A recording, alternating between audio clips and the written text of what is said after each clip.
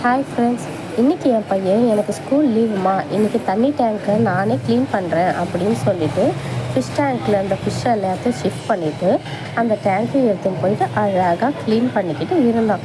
இன்றைக்கி ரொம்ப சமத்தாக எல்லாமே பண்ணாங்க. ஒரு ஃபிஷ்ஷும் அழகாக கேர்ஃபுல்லாக எடுத்து பண்ணான். அதுலேயும் கரெக்டாக அந்த ஒயிட் கலர் ஃபிஷ்ஷு கீழே விழுந்துச்சு. கரெக்டாக அதை எடுத்து தண்ணியில் போட்டு காப்பாற்றிட்டாங்க.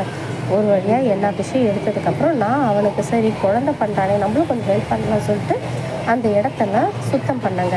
டேங்க் வைக்கிற இடத்த எல்லாத்தையும் நல்லா சுத்தம் பண்ணிட்டேன். என் பையன் அந்த டேங்க்கையும் க்ளீன் பண்ணி தண்ணி எல்லாத்தையும் ஃபில் பண்ணிட்டு பிடிச்ச ஃபிஷ்ஷையும் எடுத்து அதில் போட்டுட்டாங்க. கடைசியாக போன வாரம் அவன் பீச்சுக்கு போனப்போ சிப்பிலாம் எடுத்துகிட்டு வந்தான்.